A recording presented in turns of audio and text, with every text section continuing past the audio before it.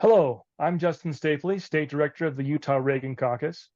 Because of our focus on endorsing candidates we characterize as happy warriors and less apt to engage in fear-driven histrionic messaging, we are often accused of not knowing what time it is and of advocating for a watered-down conservatism rather than, as we claim, a more principled form of conservatism. We argue that rather than watering down our conservatism, we propose the question of how temperament, tone, and focus on ideas over emotion impacts the persuasive power of the conservative message. Ronald Reagan was known as the great communicator because he made a successful case for conservative governance to the American people, one that was so effective that he was reelected in 1984 with the support of 49 states. We argue that learning from Reagan's success in his time can help us be successful in our own. And the main place we hope to demonstrate this in Utah is Salt Lake County, where we have endorsed several candidates that fit our brand of happy conservative warriors who are positioned to flip key seats in county government that have long been held by the Democratic Party. To discuss this effort, I have invited Erin Rider, the Republican nominee for Salt Lake County Mayor, to have a chat with me. How you doing, Erin? Doing great. Thanks so much for having me, Justin. It's great to be with you today. Do you want to give us a brief introduction of your history in politics and of why you decided to run for Salt Lake County Mayor? Absolutely, sure. So I grew up here in Salt Lake. I'm a multi-generational Utahn. Went to BYU and studied business as my undergrad, and then worked in Salt Lake for several years, managing large sales teams for a healthcare startup. Decided to go back to school and went back east to Washington, D.C., where I got my JD MBA degrees from Georgetown University. Had the chance to work as a law clerk on the Senate Finance Committee when Orrin Hatch was chair while I was in DC, which was really fun. And then after I graduated, I went up to Boston, worked for a large law firm in Boston in their corporate practice for a couple of years before coming back to Salt Lake in early 2019. So it's been great to be back here. When I came back, I came back with the intention of investing in the community here. It didn't take long in Boston before I realized that I wanted to be in Utah, and that as great as Boston was, it was not where I wanted to put my roots down, and that I'd rather be a place like Utah where we just have such a great quality of life here. And so that's a lot what brought me back. And when I came back, like I said, I came with the intention of investing in the community and really putting my roots down here and getting involved. And so in terms of my political history, I ran 2 years ago for the 2nd Congressional District. And then this year I'm running for Salt Lake County Mayor. And yeah, here we are. What like so the mayor's seat has been held by a Democrat for how long in the county now? I'm trying to think. About It's 20 been years. Yeah, it's been a while. Yeah. I myself I worked for the Salt Lake County Sheriff's Office. We've talked about that before. Mhm. And yeah, mostly worked with Democratic mayors. Um, why do you think it is that's the case? And what do you think you can do differently than previous candidates to change up the results that we've been seeing in Salt Lake County? Yeah. So, a lot of people think that Salt Lake County is a purple or even a blue county. And the truth is it's not. If you look just at the demographic breakdown, Salt Lake County is about 40% registered Republican, and it's about 20% registered Democrat. And then everybody else is unaffiliated or independent. So the county is actually pink if you really look at the numbers. Mm, I think the issue, when I'm looking at this race and when I'm looking at the dynamics here, in Utah, we, as Republicans, we kind of have the benefit of having a supermajority in the state. And I think that's been great in a lot of ways, but it also has made us a little bit complacent in areas where we mm, have to run general elections, Salt Lake County being one of them. So for a long time, I think Republicans have just sort of overlooked the county as an area of, oh, well, it's, Democrats are just going to win there. But that's not really what the numbers show. We just aren't very good at running general elections in Salt Lake mm, County. mhm. So, this year we're going to change that. We have some really great candidates running, not just at the county level, at the state level as well. School board as well. And we're just going to go out there and we're going to show people that no, Republicans care about this county. We care about what happens here. We want to invest in the community. We're just going to do it in a little different way. And we're going to show you why we think that you'll be happier as a result. Now you are already the nominee. You're not having to do the primary runoff that's here in Right. about a week. You did quite well in the convention.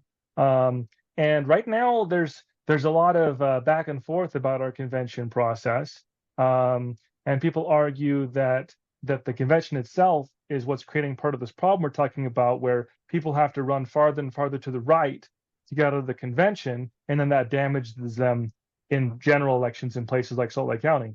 But once again, I think you've kind of bucked that conventional wisdom. What do you think? Um, well, I think that, Republicans in Salt Lake County should feel very good about how the county convention went Mm-hmm. down. There were some interesting elections that were decided at the county convention that that showed that that's, kind of that like farther right extremism, whatever you want to call it, right, is not necessarily the case in Salt Lake County. We had a Mm-hmm. lot of first-time delegates this year who got involved because they were concerned about politics in the county and they wanted to participate in the process. And I think that was great. And I think you saw that reflected in the results of the convention in a number of races that kind of came out in ways that maybe people didn't expect. And, for me, I went in and I just said, look, we're here to talk about the county. We're here to talk about the issues that the county is dealing with right now and that we're facing as residents of Salt Lake County. And here's why I think I'm the best candidate to address those issues. And, most of the delegates agreed with that. How has your interaction been with uh, citizens of Salt Lake County? As you've gone about trying to engage with people in a more, I guess you can say, agreeable tone. Let's discuss, let's talk, let's be Mhm. persuadable. How has been the response to that? Yeah, I tend to find a couple of different things happen. One, you find people who are really knowledgeable and really well educated on issues at the county level, who are definitely looking for a different voice and for something fresh and, someone to come in and kind of address some of these issues. But then you also find people who, say things like, oh, I'd really love to vote for you, but I live in Sandy. And so Mm, there's a little bit of an educational component where just because of the way the county has grown over time, the fact that a lot of the county's been unincorporated for a long period of time, and we've gone through incorporation in many cities around the county, I think a lot of people don't even realize that they vote for the county mayor and the county council and some of these county seats every 4 years. So there's a little bit of an educational component with some people where I have to say, hmm. no, actually, you do vote for your county mayor and you vote for, you've got the county mayor, you've got 4 county council seats that are up for election this year. You've got the county assessor, the surveyor, the treasurer, the recorder. All of these offices are up for election. And they actually matter a lot because the thing about Salt Lake County government is that it's local, right? So a lot of the national issues don't apply to the county races and to the county government. These are local issues that affect all of us equally. And because of that, they have the decisions that are made at the county level have a very immediate impact on our day-to-day lives here in the valley. And again, a lot of people are really familiar with that. A lot of people aren't. So yeah. Hmm. That's something that I've observed so much in, say, the last 10 or 15 years is we've really allowed our politics to get extremely nationalized. Mm-hmm. People are very, very into and knowledgeable of the national issues, and they get very animated over the national issues. Um, and I think that social media and different things have had a big part of that. It's allowed people to feel more connected to online communities than necessarily their own communities. But there's been a huge step away from focusing on those local and state issues. And I always thought that interesting, given my past experience in law enforcement, um, our liberties, our rights can be far more impacted by decisions at the local and state levels than often the national level. Whether you can park your trailer on the road or you have to park it in your driveway, whether you'll all these Right. little things that actually really directly impact your immediate life. Um, and this is something that we at the Reagan Caucus have been focusing on, especially in the Utah Reagan Caucus, um, is we're trying to push back against what you might call this extremely nationally focused populism, where I feel like there are a lot of candidates who look at local office, who look at state office more as platforms from which to pontificate about national issues than Mm. necessarily focusing on these important local and state issues. Have you observed that trend, and what has been your response to it in trying to focus and get people interested in these local issues? Yeah, again, I think that's one of the nice things about running at the county level. If I were running for the state legislature, I think that you see more of it there. And I've heard questions posed to candidates for the legislature that are maybe a little bit more along that line.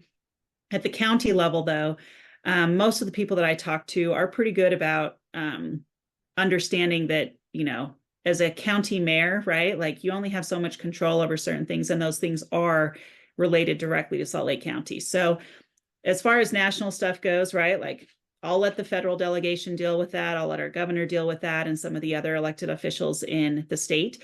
But my focus is solely and squarely upon Salt Lake County and the issues that are faced in Salt Lake County. And I think by and large, most people understand that and actually appreciate that.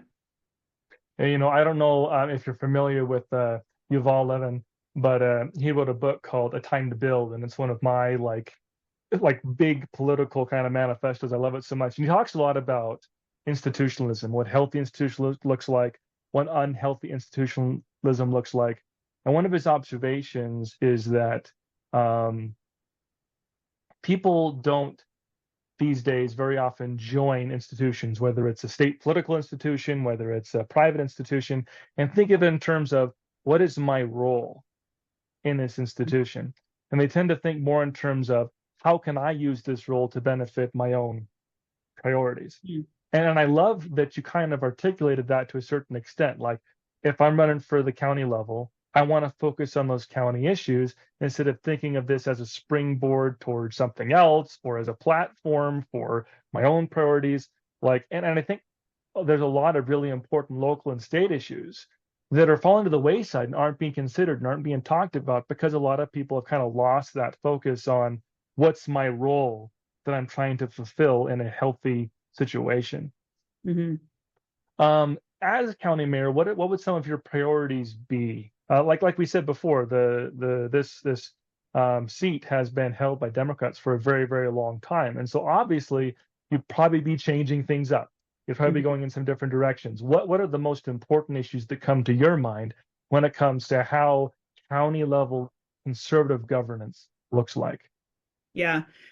So first and foremost, we've got to get our budget under control. The budget has gone up every year over the last, couple decades. Our current mayor has been in county leadership for nearly 20 years at this point, and that budget just keeps going up. And what that means is that property taxes keep going up, and it's becoming increasingly difficult to live in Salt Lake County. Quality of life is a huge deal for me. It's one of the reasons that I came back to Utah, and coming back here and seeing the changes in the county, issues like housing affordability, homelessness, crime, access to resources like water, education, even healthcare.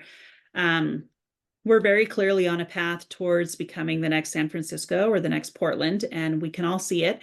And when I talk to people, they just nod their heads, yep. And the only way you change the direction of that ship is to change out the captain. So what that means is we've got to take a real hard look at what's going on in the county. And if I were to win, then day one, we're doing a full-blown audit of everything that's going on in the county. And we're going to really dive into the numbers. We're going to look at everything that's going on. And it may mean that we have to make some difficult decisions, but that's what you have to do, right? That's part of being a responsible adult. It's part of being a responsible elected official. Sometimes you have to make decisions. And we're at a point where we have to start making some of those decisions because we can't keep increasing taxes. We can't keep spending as if there's no tomorrow. And that's what our current mayor is doing. And it's causing problems in the county. So that financial responsibility, that's a big one. I'd like to, figure out how to get our property taxes under control so that people aren't priced out of their homes just because of their property tax bill. I'd like to send out a survey to county residents and say, what's on your mind? What do you want out of your county government? Is this working for you? Where are your pain points? I don't think that anything like that has been done in probably 20 years. And then, looking at the long-term planning of the county, we've got a lot of things that are going to happen over the next decade. And if we get the Olympics, and it looks like we likely will at this point, then there's a lot of stuff that needs to happen between now and then. And this is a good time to change out that captain, like I said, to bring in a fresh perspective, some fresh ideas, do some civic, innovating on a civic level, and make sure that we are prepared for everything that's going to hit us over the next 10 years. And we're certainly not going to get that from our current mayor. And so it's time to make that change now. So those kinds of things, right? Getting our budget under control, forward-looking planning, making sure we have really good master planning and that we're working with the council to do that. I know the council's requested that and our mayor has not agreed to do it. And so that means we just don't have great master planning at the county level. And that really hurts Salt Lake County when there's so much development and so many things happening at the county level right now. Yeah, I love that you focused on the fiscal conservatism at the local level, because a lot of times we fall into this bad habit, right, of going, oh my goodness, the federal government, they spend so much, they do all this terrible things, they're not fiscally responsible. But if you really look at the reality in America today, we have a culture of a lack of fiscal responsibility that starts from the dinner table to the local level to the state level, all the way up to the federal level. And at some point, we got to ask yourself, how can we expect the federal government to be responsible with our money if no one else is? If that's kind of the culture that we're raised up in and bred in, and I really do feel like that a lot more change does begin at that county level. You got to demonstrate, because a county is a lot less complicated than, say, the federal government is. And so it makes it a little bit easier to demonstrate faster the results of that fiscal conservatism. And it's part of what I feel can convert ordinary citizens to those principles, saying, hey, guess what? You can be responsible without pushing granny over a cliff, as a lot of people on the left like to argue. Right. Yeah. What was your real, like, in your life, what turned you toward the importance of fiscal responsibility, fiscal conservatism, limited government approaches? What was kind of your, I guess, conservative epiphany when it came to budgets and economics? Yeah, I think a lot of it was kind of becoming an adult myself and realizing that my life and my welfare was really on my shoulders, right? And I think some of that was instilled in me by my parents, for sure. And growing up, like, we were fine. We didn't have a ton of money, but we were fine. But I watched as my mom was very conscious about how she spent money and was very good at finding ways to save and conserve money and to live within our means. And so that, of course, leaves an impression. And, again, just getting to a point where I was earning my own paycheck, and a meaningful paycheck, right? Not necessarily like a summer job paycheck that gives you allowance money, but doesn't necessarily pay for rent or something like that. But, really kind of stepping out on my own and realizing, oh, I've got to make decisions here about my retirement. I've got to figure out, if it's just me at the end of the day, how do I take care of myself when I'm 80 years old? And how do I make choices now that are going to impact that down the road? I do think that, my decision to study business in my undergrad and then the MBA as well helped with that, because there's so much of an emphasis on finance and understanding finance. And my early job when I was managing teams, I had to look at things relating to a budget and make sure that I was aware of, what people were doing on a day-to-day basis. And so all of those kinds of things, I think just, you can go one of two ways with that, right? And you either realize I've got a budget, I've got to live within that budget, or I just go and spend money. And that only lasts for so long. And so I just kind of made that decision. It just kind of happened naturally in a lot of ways. I don't know that there was any one great moment of epiphany, but it certainly formed a lot of my adult life and how I've chosen to make decisions, and the degrees that I pursued in my educational, professional career, and making sure that I was able to do that. And like you said, I think we need to see more of that in government, right? Government's not a blank check, and it shouldn't be. It was never intended to be.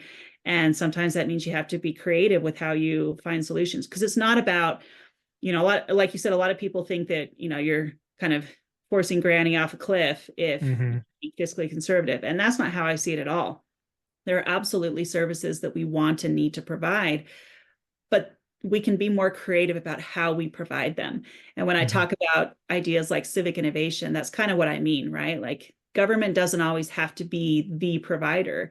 And there's so Right. many interesting organizations out there that are doing really incredible things that can be partners to local government without necessarily requiring dollars from local government. There are other ways of supporting them. And I'd love to explore that more on the county level and to look at, what are these programs doing and what kind of return are they providing? And how do we make sure that we're getting the services that are needed out there, but we're working with the right organizations to provide them?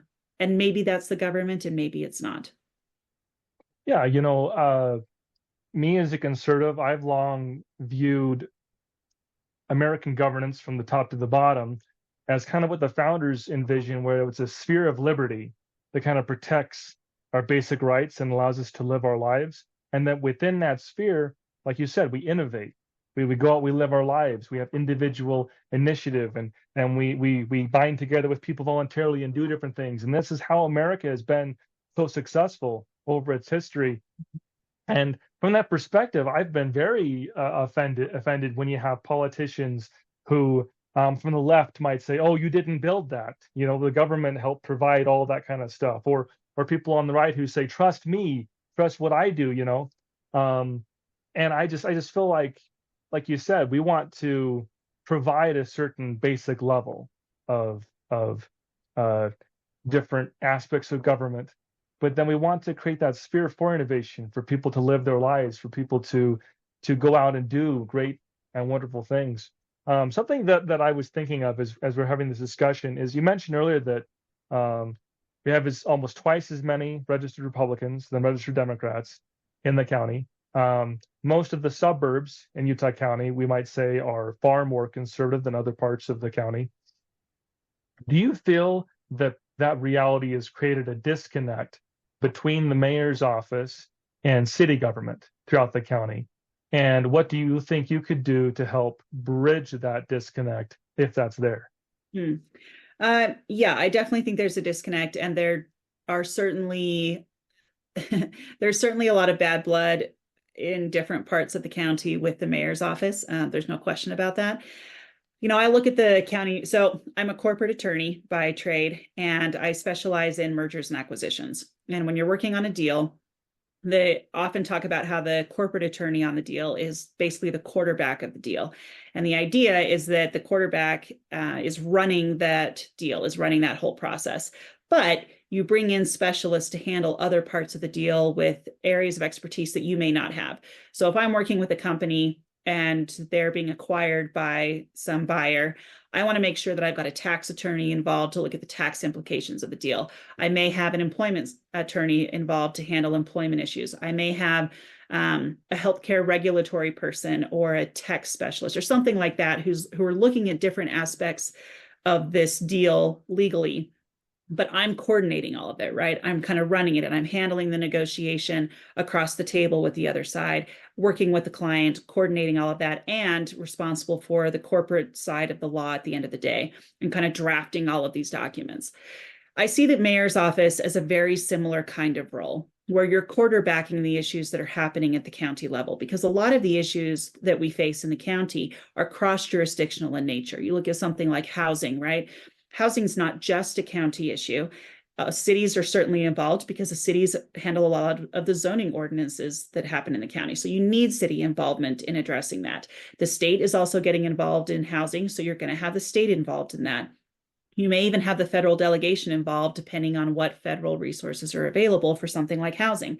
So if you're trying to deal with housing at the county level, you need someone who can bring in people who specialize in that area. And that's different levels of government, it's different layers of industry who can help you find the results that you need. And then you help push it forward, and you work with the council to get whatever ordinance or regulation or bill passed to make sure that you get where you need to go at the end of the day, right? I don't think that's how our current mayor views the job.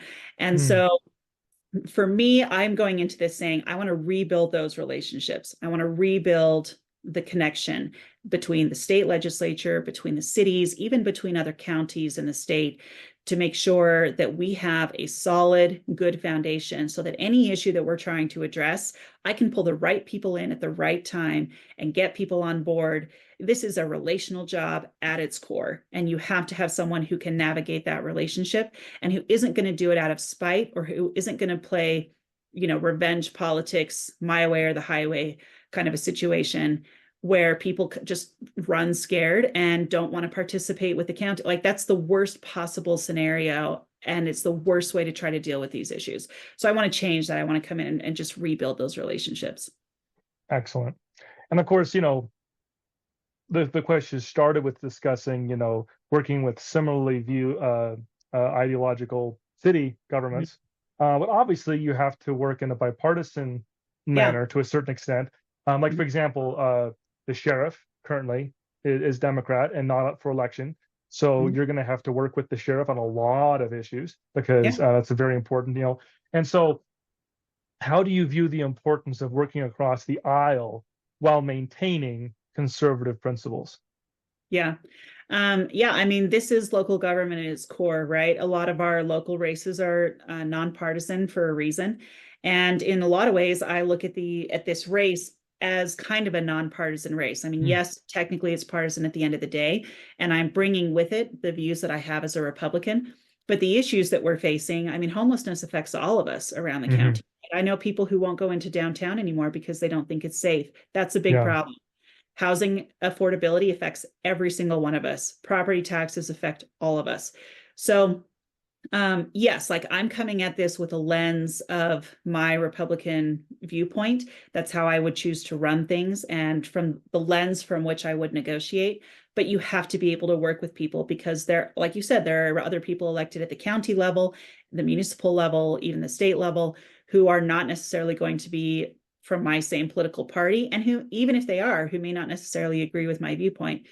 It's all about, again, relationship building, persuasion, negotiation. Those are just the skill sets you have to get things done at this level. Yeah, the homeless issue, man, that's one of the most difficult issues that I think we're wrestling with at local levels across the country. I know when I was a deputy sheriff, I would work every now and then at the Clark Planetarium, back when the Rio Grande area was very a difficult situation. And the Clark Planetarium was a county location. It was free to enter, and obviously we had a problem with homeless individuals coming in and wanting to use their drugs of choice in the publicly offered bathrooms. And we had, schools are coming there for field trips all the time, and it was a difficult job for a single deputy sheriff. They're trying to keep that area safe for those kids. But for how obvious it is that it's a situation that needs to be focused on and we need solutions for, there's definitely a lot of disagreement over how to solve that problem. What are some ideas that you have, kind of, I guess you could say, what are some shovel-ready plans you have, to use a term that people like to use these days, when it comes to homelessness in the county? Yeah. So again, this is a cross-jurisdictional issue. The cities certainly have a responsibility in this, and the state is also getting involved in this. Governor Cox is very much on top of this right now, and so is the state legislature. So the way I look at this, homelessness is a very individual issue. There are so many reasons why somebody ends up on the street, and there are different layers of homelessness, right? Someone who's couch surfing and on friends' couches, but doesn't necessarily have their own place to live. That's a layer of homelessness just as much as someone who's camping on the street somewhere. And so finding ways to, it's an individual problem that requires individual solutions. And that's the harder way to do it, but it's the better way to do it, because you have to work with people individually to help them get back on track. So the things that I'm looking at are, tackling housing affordability is certainly one of them. And we know that when housing affordability, when housing becomes increasingly unaffordable, homelessness goes up. That's certainly an issue. There was a girl for quite a long time who lived in her car in a street on my neighborhood, and she had a job, but she couldn't afford rent anywhere. And so she was living in her car. That's a big problem, right? There's a gap. There's a disconnect there if our housing is so expensive that people can't afford rent, even if they have jobs. That's a piece of it. Also looking at things like, um, how do you help people with something like identity theft? You know, if someone's ready to go back to work, but they don't have proper documentation, they've been a victim of identity theft, can we work with the legal community to come in and to help those individuals clean that up so they can get a job, they can get an apartment, and they can get off the street? That's part of it too. And accountability is a massive, massive piece of this. We have to hold people accountable for their actions, regardless of whether or not they're living on the street.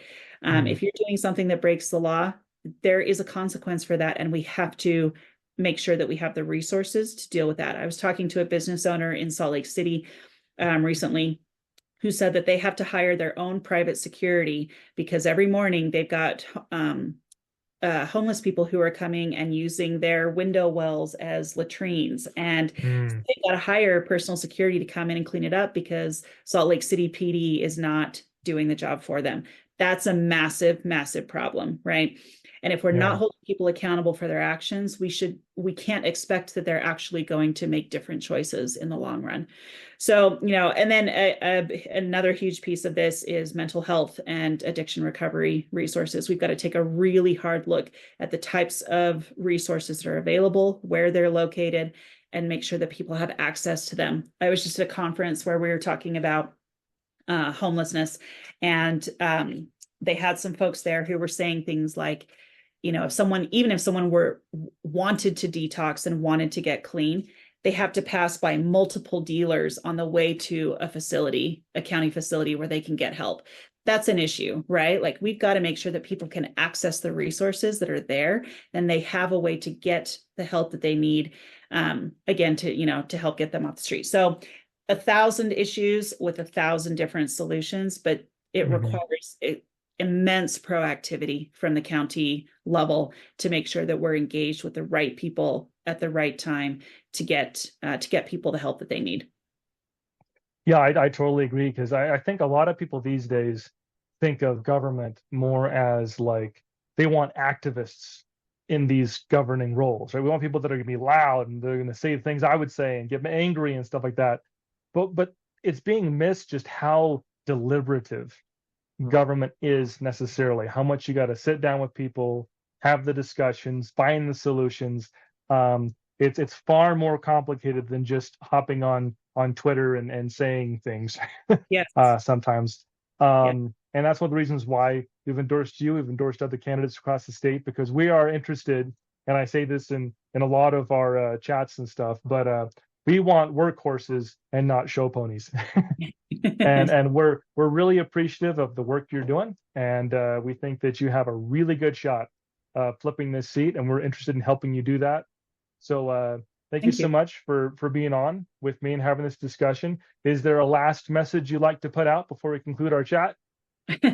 um, I think what I'd like to say is don't forget to vote. If you haven't voted in the primaries already, make sure you do. It matters more than you might ever know. And in November, again, same thing, right? Make sure that your friends and family are aware that they will be voting for these county races in November. A lot of people just don't realize it, and they tend to, they vote for those high level seats and then stop and don't go all the way down the ballot. We need to go all the way down the ballot because these are the races that matter most to our daily lives. And so if you're listening to this, if you're still with us at this point, then you are the type of people who can go out and make sure that your friends and family are engaged in this and vote in November. Excellent. Thank you so much once again. Thanks.